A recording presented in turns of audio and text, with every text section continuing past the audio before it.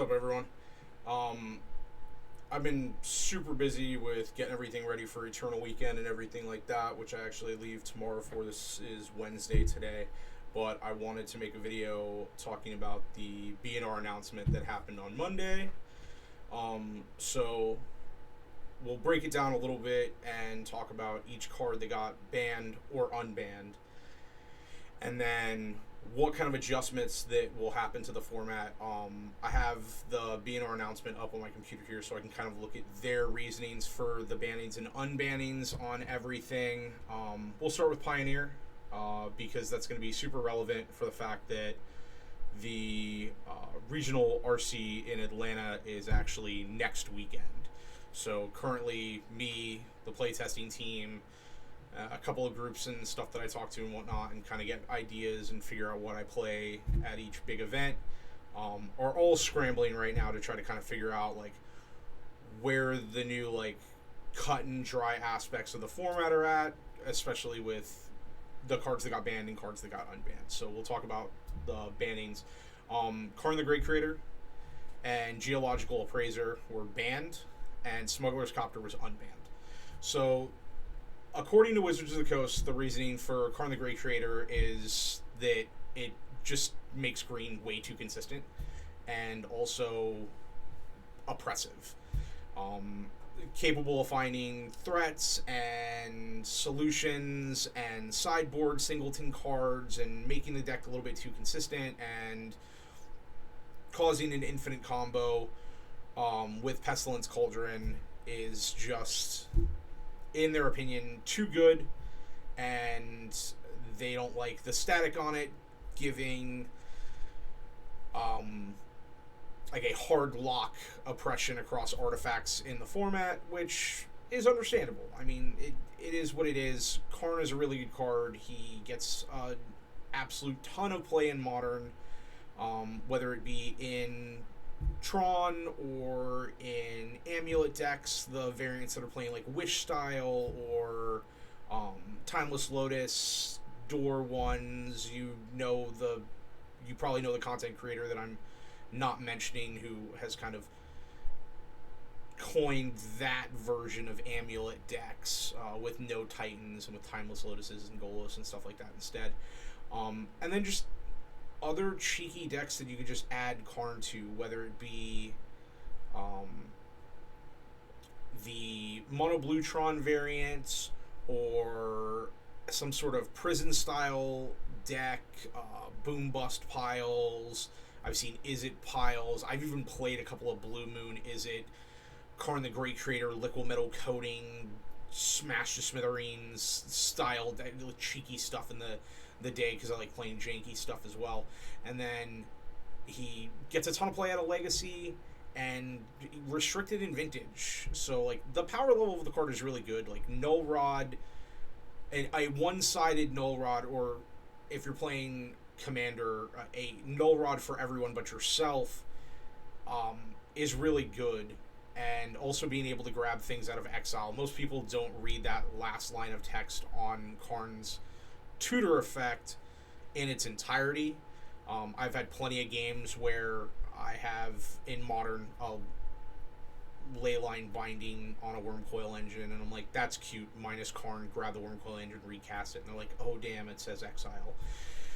So its impact on Pioneer was just too much, and I can understand the bannings for it. I am a little upset myself. I qualified for Atlanta playing Mono Green Devotion in Pioneer, and I was really close to playing Mono Green Devotion for Pioneer going to Atlanta next weekend. So I'm definitely scrambling to try to figure a deck out, and especially because my timeline is so limited right now with me leaving for Pittsburgh for Eternal Weekend and focusing on Vintage and Legacy and pre-modern and some modern side events while I'm there. Kind of throws me for a loop. So I have the team here, the Titan team, and then also some of my online buddies that do a lot of streaming and testing and whatnot, kind of doing all of the legwork for me because they know that how occupied I am right now. So that's Karn. Moving on, Geological Appraiser. As soon as I saw the Appraiser decks and the Discover decks, I knew that it was going to get banned. I knew that something out of the decks was going to get banned, whether it was going to be a payoff card or it was going to be an enabler. It's Discover is fixed Cascade in the worst way possible. WotC has a history of having a broken mechanic or an unbalanced mechanic and then thinking that they can adjust the mechanic in order to make the mechanic work better or be not as oppressive or not as powerful, and their track record in doing so is almost zero. The only thing that they were managed to get right is Toxic, which is basically just poisonous from Future Sight if you're an old player like me. Other than that, like, they can't figure it out. It doesn't work. They reprint it, they change the name, they adjust it a little bit, and it still doesn't work. Move on. Stop doing things like this. For anybody who's not familiar with how the card works, because it is a new card, or newer card, Geological Appraiser is 2 colorless, 2 red for a 3/2 Human Artificer. When he enters the battlefield, if you cast it, which is not very relevant in the way the deck was working, you discover 3. Now, again, if you're not super familiar with it, I'm not sure really why you're watching this, because you should kind of know what the cards do. Discover works the same way as Cascade does, where you reveal cards from the top of your library until you reveal a non-land card with mana value, CMC mana value, equal to or less than the Discover cost, which is just like Cascade, only the slight difference is you may choose to cast it. If you don't choose to cast it, you can put it in your hand. The problem is just the way the Geological Appraiser works with clone effects such as Glasspool Mimic and then cards like Eldritch Evolution.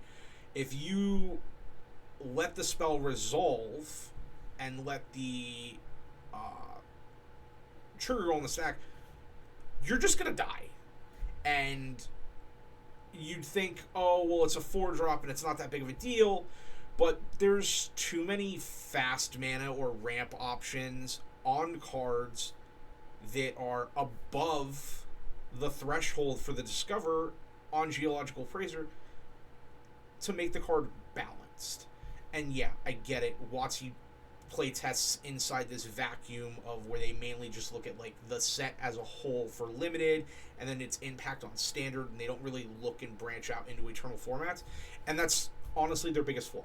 They don't look at eternal formats as a whole in a large quantity to kind of see what these cards will impact on, and that's why we get bans. And luckily we're getting these bans sooner than later.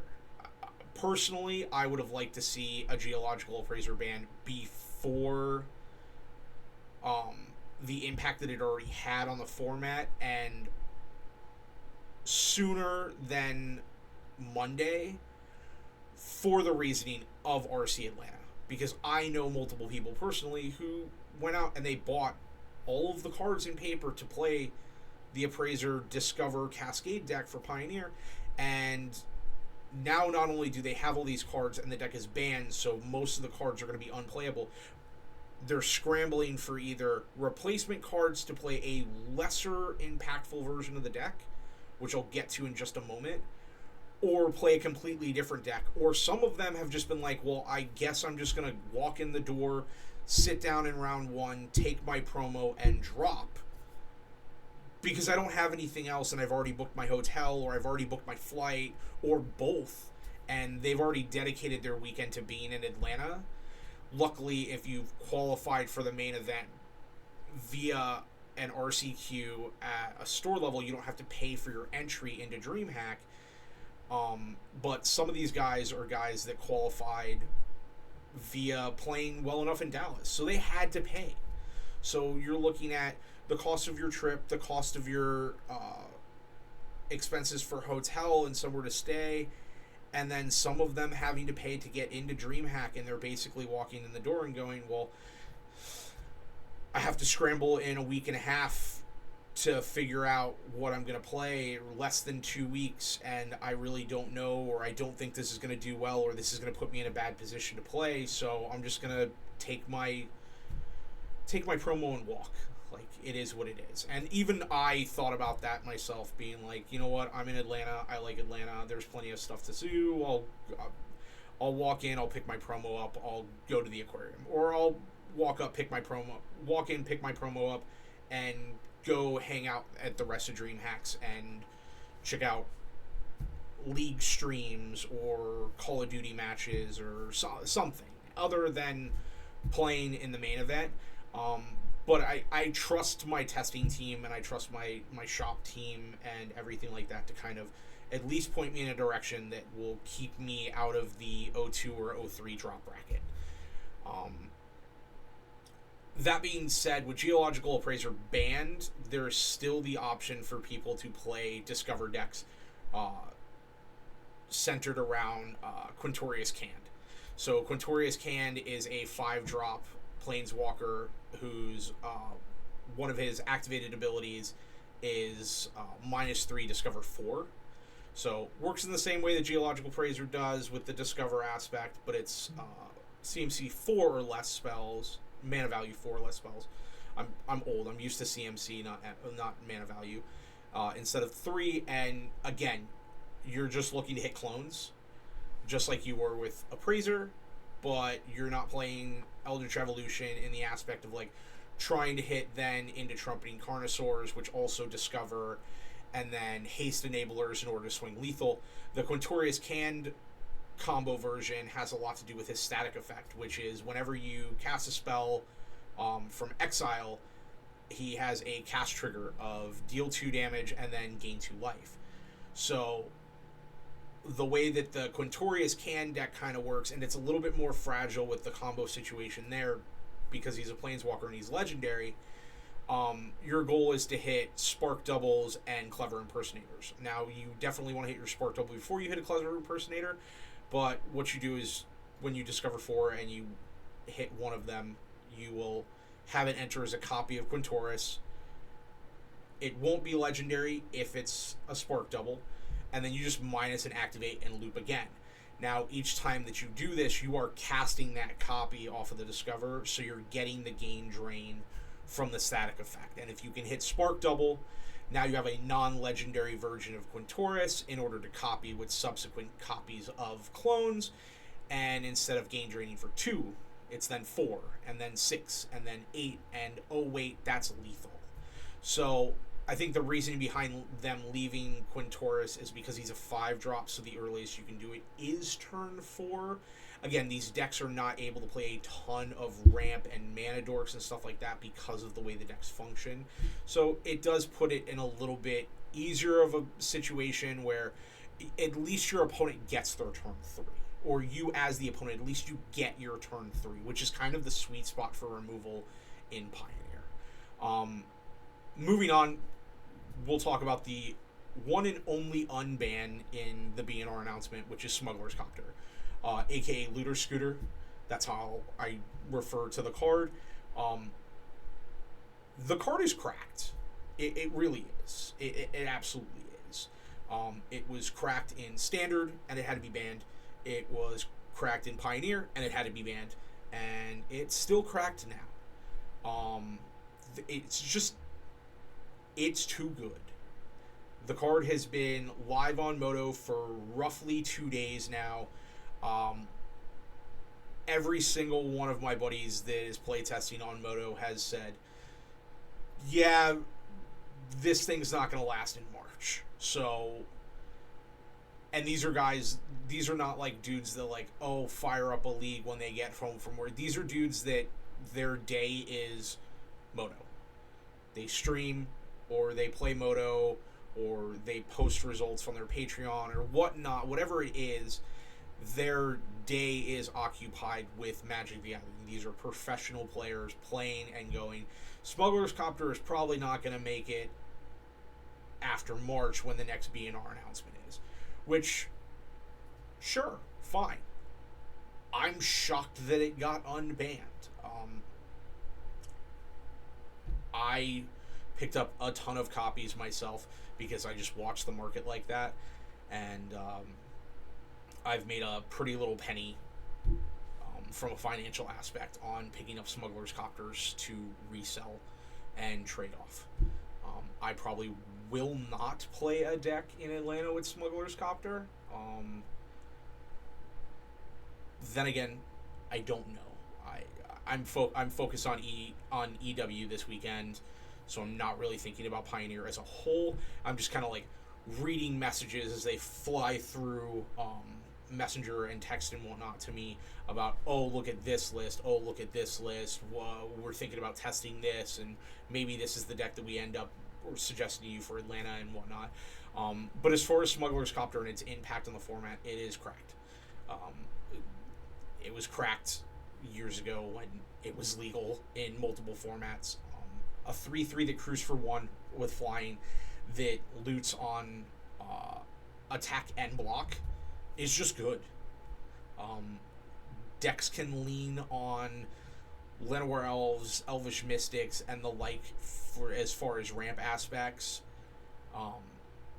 to play this on turn 2 and then hold up a 3/3 blocker and basically blank your opponent's play. If you're on the play, like, your opponent better not be playing a creature-based deck, because if their plan is to play a dude on turn 1 and then swing with it on turn 2, you're blanking it by playing Smuggler's Copter.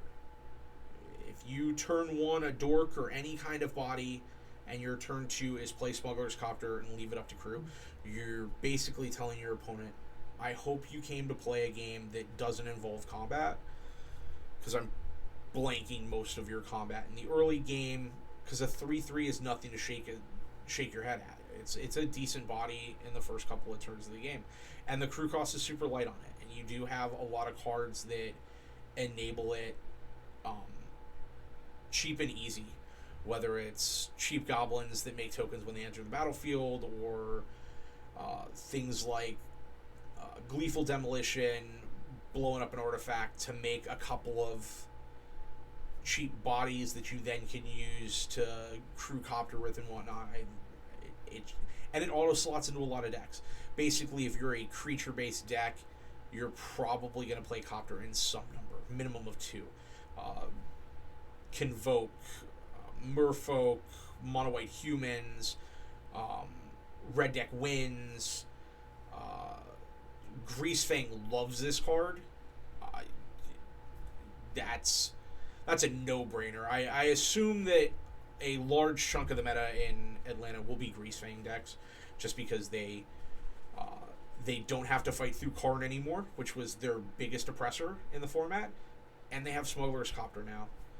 You play a Smuggler's Copter, you leave it on the table. It is an easy way to loot away your Parhelions and the like off of your Greasefang trigger to put them back in your hand.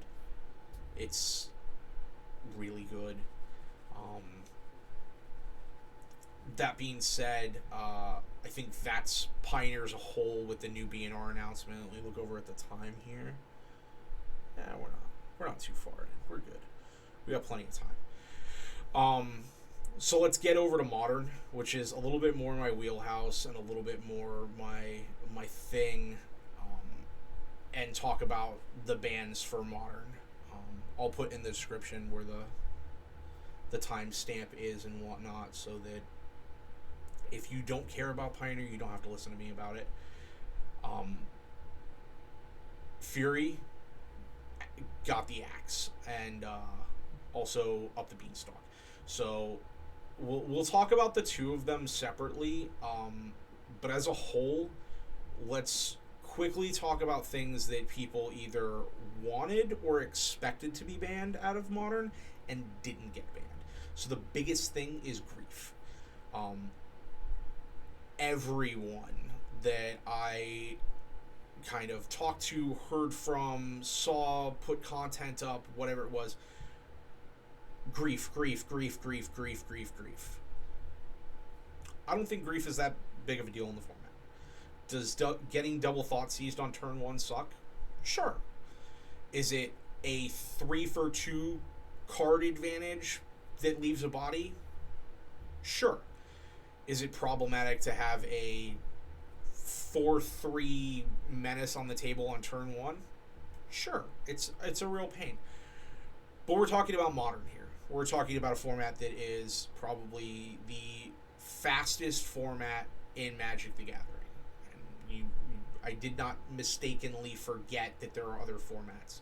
I have Eternal Weekend on the brain. I am thinking of Legacy. I am thinking of Vintage. And Modern is a faster format. I have had way more games of Legacy or Vintage go to time than I have Modern. The Modern games that go to time are few and far between. It's usually somebody in the room playing a Beanstalk, or a control deck that are just slow players, from a competitive aspect at least. I don't think that Grief needed to be banned, which is probably why he wasn't banned. I don't think it's that bad. And then the other cards that people were talking about were the One Ring, which, again, if it was a problem months ago, they would have banned it. It's not. It's not a problem. I don't think it's a problematic card. I think that the amount of cards drawn off of Beanstalk were infinitely more than drawn off of the One Ring. Especially when there's plenty of things like Pithy Needle and Phyrexian Revoker and Karn the Great Creator and the like on the table to keep the card from being activated, and also things to keep it in check, such as Narset and Bowmasters, to kind of punish you for drawing all those extra cards off it. Is it really annoying to get a Time Walk off the ring? Yeah, sure it is. It feels really bad for your opponent, and I've been the oppressive guy that plays ring, replacement effect on ring, replacement state base, sacrifice my first ring, keep my second ring, get protection, tap Relic of Progenitus, exile ring, minus Karn, grab the ring from exile, cast it the next turn, and loop them over and over again. And have my opponent look at me and tell me that I'm the most oppressive and broken aspect of the format. And I shrug my shoulders and go, I don't know, play Answers. That's not my problem. And then leading into off of the ring, Orcish Bowmasters. That was the other card that people were super worried was going to get banned, that it's super problematic to the format and things like that. I've played against a ton of Bowmasters, mainly playing them against them in Legacy. The card is good. The card is impactful, but it's not detrimental to the format. Which is, again, is probably the reason that it's not banned. They're very meticulous about bans, and some people get upset. I mean, I remember the last BNR announcement, there was no changes, and everybody kind of yelled and screamed and argued, and this is messed up, and this isn't fair, and these decks are oppressive, and these cards should be banned, and I can't believe they didn't unban this stuff because I bought 85 copies and now I won't get any return on my investment.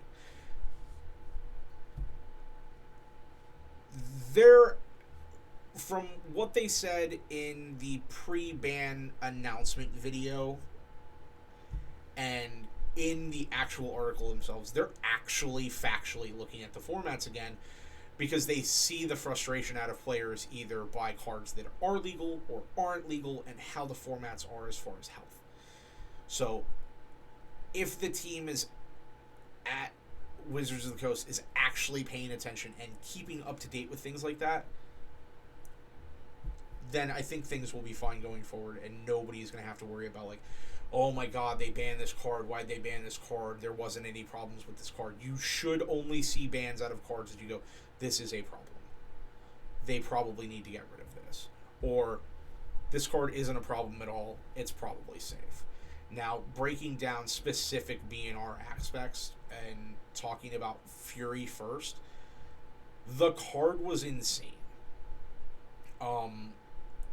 There are a couple of ways that Fury could have been designed to make it less oppressive. The ability on it is extremely good. And I think that the only way that you could have saved Fury is if his stats were slightly smaller and he didn't have double strike.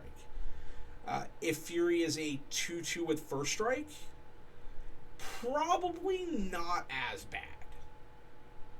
Still pretty cracked. Still does exactly what he's doing in the format, what he did in the format, which was completely oppress creature-based strategies. The fact that Yawgmoth combo decks put up any kind of numbers in a world of majority metagame share being Fury-based decks and Scam, and then like the secondary being 4-color Bean decks and Rhino decks also playing Fury, is shocking to me. I will say that probably with this ban of Fury, I'll mention Fury and their stats for anybody who's watching this and is unfamiliar with the card. Fury is a 3 colorless, 2 red elemental incarnation with double strike, power toughness 3/3. When he enters the battlefield, it deals 4 damage divided as you choose, any number of target creatures or planeswalkers, and he has evoke, exile a red card from your hand. So you exile a red card from your hand, you cast him for free, and the combo is to play an Undying effect in some aspect. Not Dead After All, Undying Malice, Undying Evil, Feigned Death, whatever it is for 1 black to target him. So when he hits the yard, he'll come back with a +1/+1 counter, and you'll get this ETB again. And basically, the biggest aspect was Fury is so good that people were firing Furies off on turn 1 with no board state just because it led them to have a 4/4 double striker on the table on turn 1 at the cost of 3 cards. And you think, man, that's a big investment. 3 cards just to put a 4/4 with double strike on the table. That 4/4 with double strike on the table in a format that the majority of removal spells are either Lightning Bolt or Teferi Leyline Binding, which are all 3 drops or more. Leyline Binding being a 2-drop if you fetch for a Triumph and then fetch for your shock that gives you all 5 colors. You're still taking minimum 8 damage from a Fury. No one's playing Path. You either need a blocker or you need a removal spell, or you're eating 8 to the face. On turn 2, your turn 1, your opponent's turn 2, that's pretty rough. Games can be decided on 8 life. Especially in Modern, where Fetch, Shock, Thoughtseize is still an atypical play out of decks. You Fetch, Shock, Thoughtseize your opponent, or even Fetch, Shock to try to answer the Fury, your life total is 15 to 17. Roughly somewhere in that window. That's 2 hits from a Fury that goes unchecked. That's rough.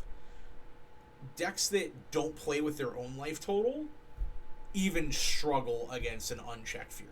I mean, there's plenty of times playing Tron that I've gone turn 1 mind map pass, and my opponent goes turn 1 pitch cast Fury, target nothing, feign death him, go. And I'm like, cool. So I play a second land, I crack my map, I pass, I eat 8, I go to my turn. I need an answer that is unchecked to answer the Fury. And the problem is, it's never an unchecked Fury with an unchecked hand. If they turn 1 the Fury for the clock, they got the turn 2 grief. If they turn 1 the Fury for the clock, they got Thoughtseize as turn 2. Like, there's some sort of... Nobody 90% of the time drops a naked Fury on the table that has no impact because there's no board state, and then also just goes, the hand's trash otherwise, and I just hope that I get there. So, that being said, I understand the reason behind Fury. I mean, 8... He's almost never hard cast. And he's almost never cast and then not reanimated for the most part. So you're talking about 8 damage as you choose on a board state. And Modern is no longer this wide board state aspect. And even if it was, 8's a lot of damage to ping around. So I get it. And I get the people that complained and whatnot and really wanted Grief to go with Fury, but I think they made the right decision in getting rid of Fury but not getting rid of Grief, because the Grief decks now are going to be vastly easier to contend with.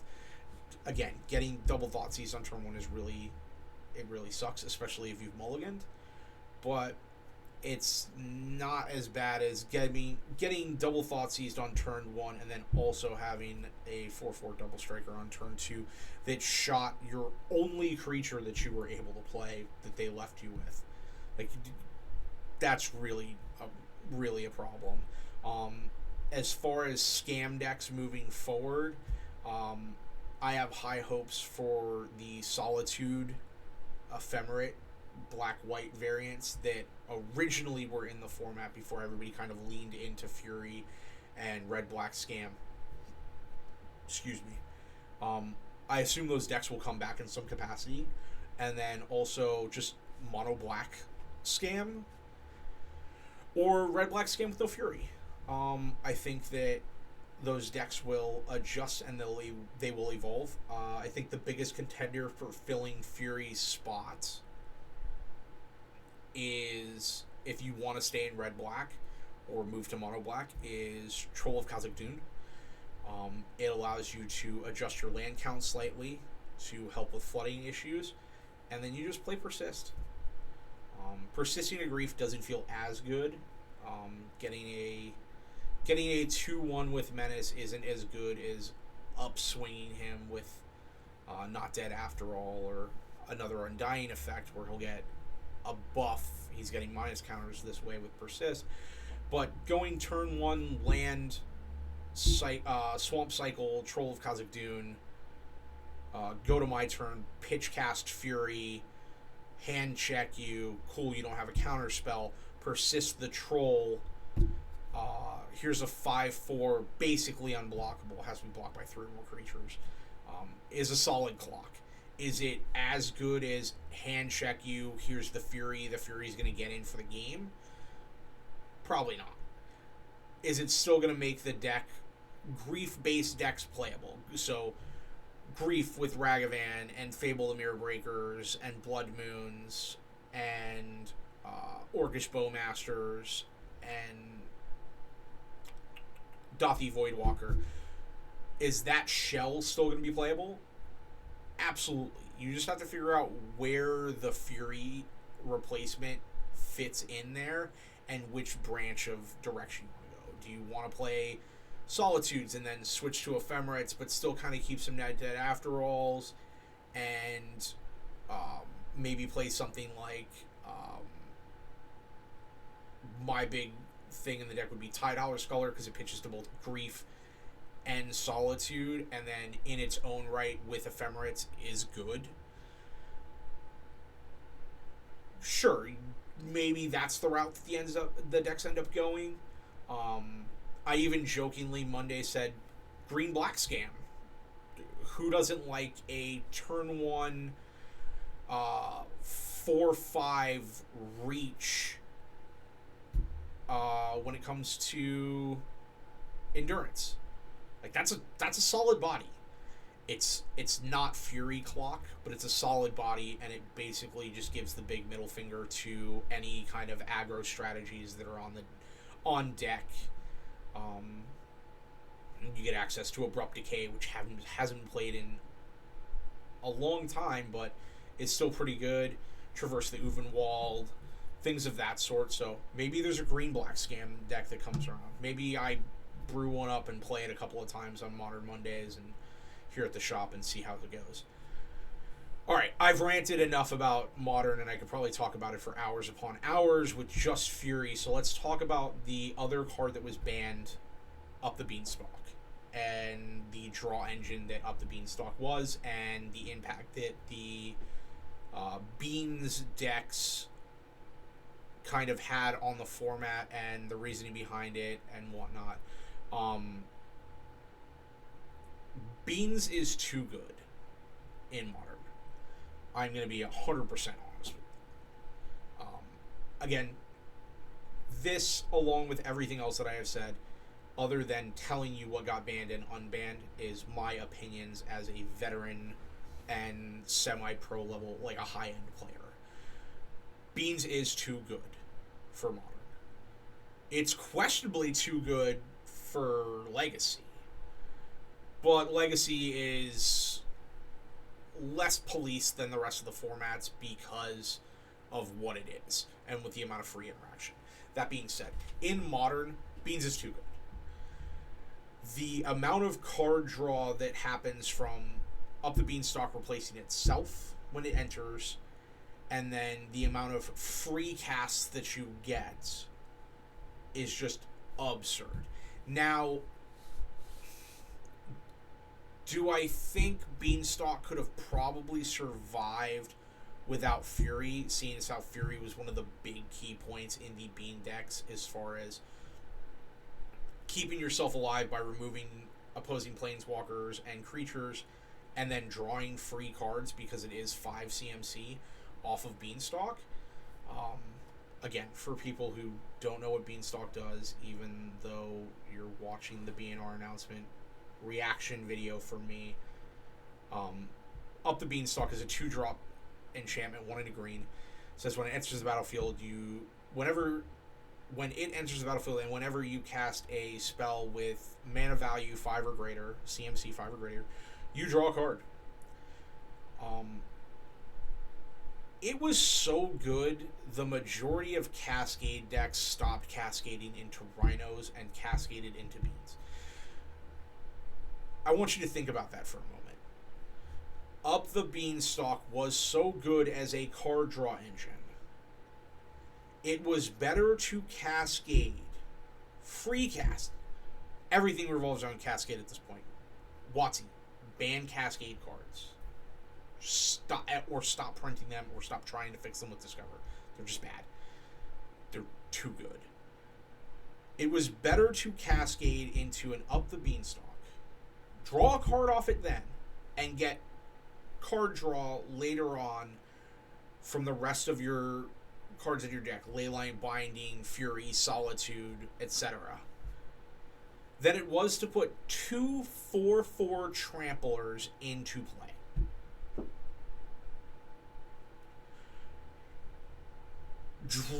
The amount of cards drawn off Beanstalk is better than putting 8 trampling power on the table and just swinging for the fence on your opponent. It's absurd. It's absurd.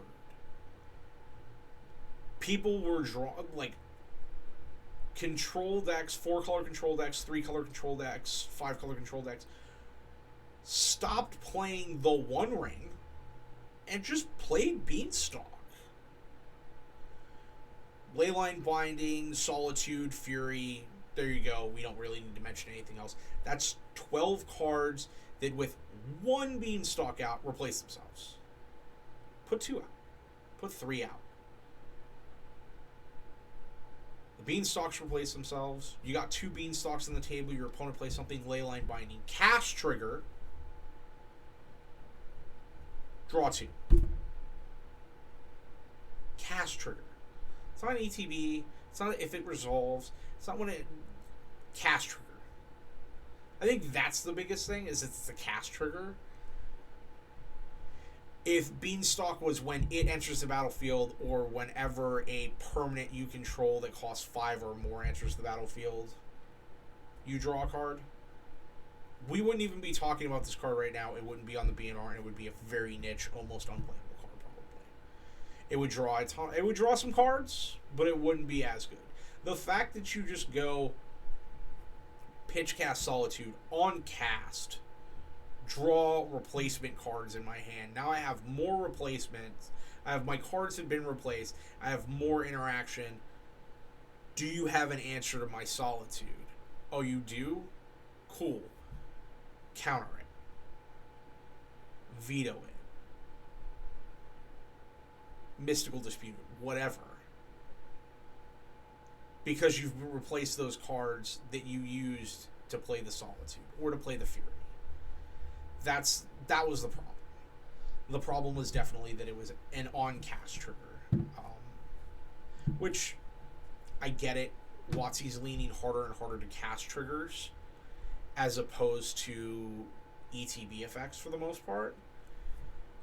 Because I don't know.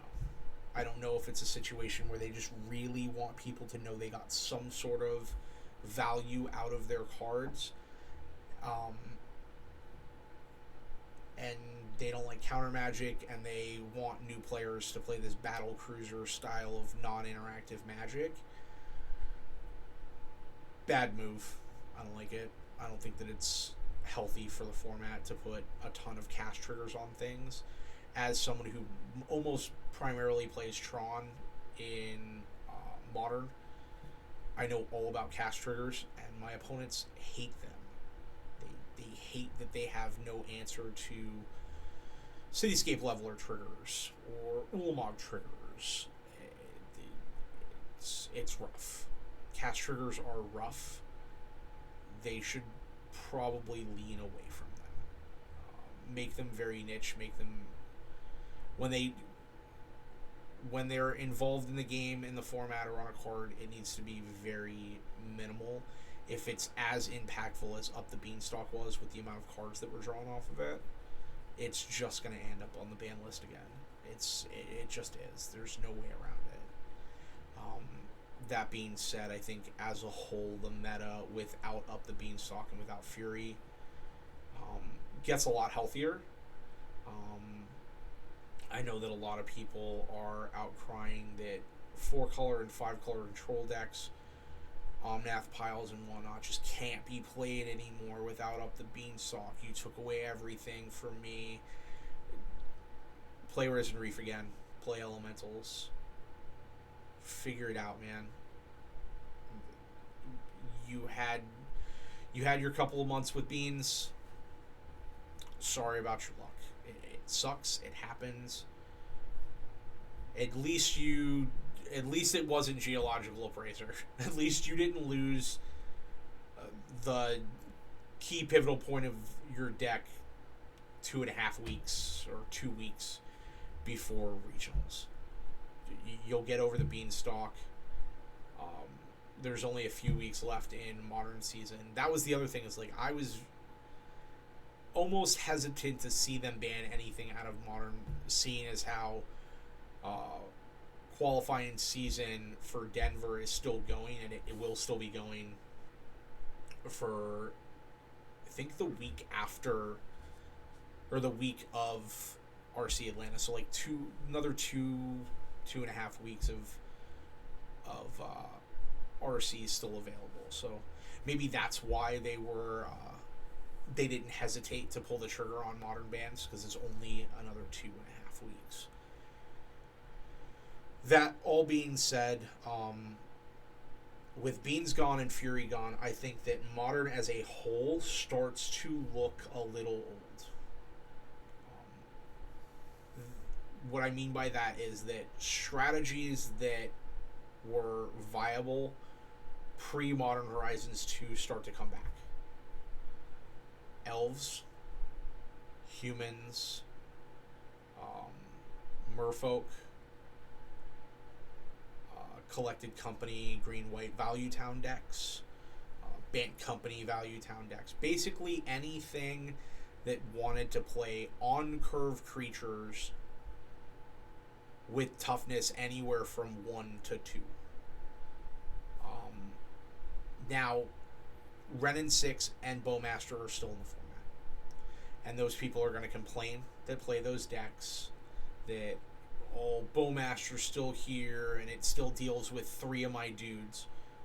Cool. We're playing Modern. The power level is there. Get over it. There's really nothing else to say there. Get over it. You're playing Modern. You're not playing Standard. You're not playing Pioneer. The power level of Modern is aggressive. It is the fastest competitive format out there because it is full of the most answers. There are a ton of cards that are legal in Modern that are banned in Legacy for good reason. I mean, not that, like, for good reason they're still in Modern.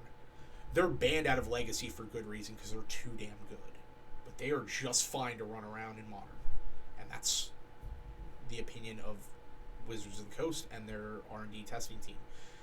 If that wasn't the case, you probably would have seen Ragavan and Wrenn and 6 on this ban list as well. And vice versa. There are cards that are not legal in Modern that are legal in Legacy, and back and forth, and it is what it is. But cards that are banned out of Vintage and Legacy, legal that are then legal in Modern, is wild to see. But for good reason. In Modern, the power level and the interaction is so high that it's better in times than Vintage or Legacy. And then, of course, there's your niche situations. You can't have Wrenn legal in a Wasteland strict mine format. That's just too good. But as far as Modern as a whole, I will almost 100%, I will look dead into the camera here and say that I am 99.99%, 9 repeating percent likely to play Tron in Denver. Every single one of the big events that I've played Tron. I've played everything from Mono Blue to Blue White to Red Green to Green Blue to Eldrazi. I will play Tron in Denver. Something detrimental has to be printed in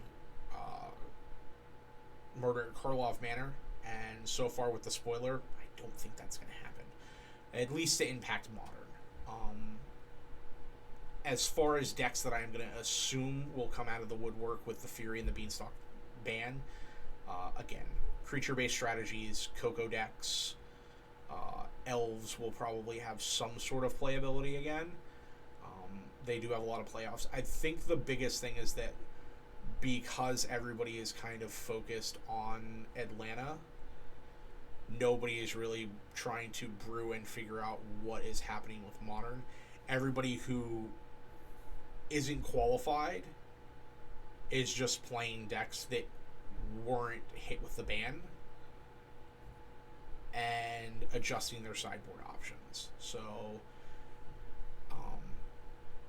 that being said, the only people here that really get the shaft as far as from now until a couple of weeks until Modern season kind of diminishes off and everybody start looking at RC Denver are scam players trying to figure their thing out. The Beanstalk 4-color, 5-color Omnath piles will probably go back to just playing Rings and Risen Reefs, which is fine. I think that the deck is healthy with Rings and Risen Reefs. I think Risen Reef's a really good card. And also, he's playable again now because there's not Furies running all over the table. There's still Bowmasters to shoot the Risen Reef down, but it is what it is. Like, you can't have a perfect world where nothing is put in check. Without everything having some sort of answer or multiple answers, the game is not in balance. I think that the ban announcement was 90% a solid decision in everything that was done. The 10% that I don't like is that I don't think that Smuggler's Copter / Looter Scooter, whatever you want to call it, is healthy for Pioneer. I think that the card is not going to last in Pioneer. It is going to be a Golgari Grave Troll situation. For those of you who are familiar, Golgari Grave Troll is a card that was banned out of Modern. It was unbanned for Modern, and then a month later, when BNR announcement happened again, it was banned again. So we got 1 month of Golgari Grave Troll, and they were like, we messed up. So I think that that's going to be the Smuggler's Copter situation. If you bought a ton of Smuggler's Copters for the cheap, because you got super lucky and people didn't update their prices when the BNR announcement happened and you had that small window, get rid of them, because that's my plan. I'm going to get rid of every Smuggler's Copter except for ones that I might need to play with, and I basically don't play Pioneer, so I'm going to kind of hang on to a set until after RC Atlanta, and then I'll probably get rid of that one too, because come March I'm not going to need them, because I don't think it's going to last in the format. The only other thing with the BNR announcement that I'm kind of effed about is nothing got unbanned out of Modern. And I think that with Fury and Beanstalk leaving, it was absolutely opportunity for them to shake the format up and do exactly what they did with Pioneer, which was ban 2 cards, unban 1 card. Now, my list of cards to unban in Modern, again, very opinionated based. This is not, don't set any of what I say in stone. Splinter Twin, unban it. It's fine. Funny enough, a quote from a content creator that I was watching the other night, one of my favorite content creators, and I watch a ton of his videos. Again, no shout outs directly, but knowing my personality and kind of how I talk, minus cursing, because I keep myself in check, very similar, especially if you read the comments on the last video, which you guys should step up your game. I thought that the internet was supposed to be mean.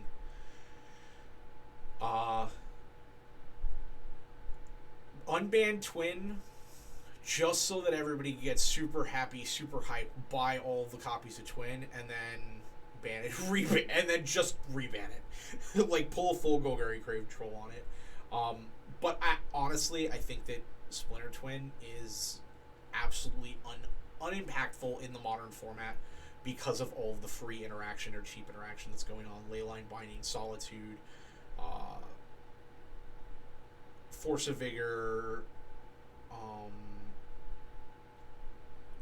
Otawara, Boseiju, like, there you go.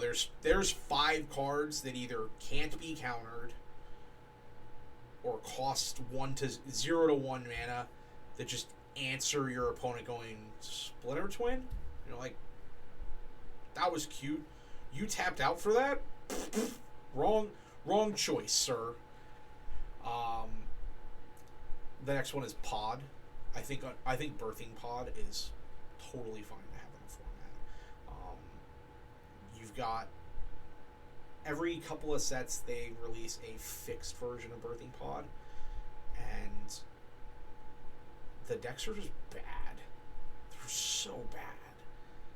Every time I see somebody try to put one of them together, it does not work. It's not good. Screw it. At this point, just give us Birthing Pod back and see if the decks do anything. And again, be mindful, be aggressive with the bannings and the unbannings. Unban a card, see what happens, ban it if you have to. Everybody thought that Jace the Mind Sculptor, Bloodbraid Elf, and Stoneforge Mystic were going to absolutely destroy Modern when they got unbanned. I don't even see Jace the Mind Sculptor get cast anymore.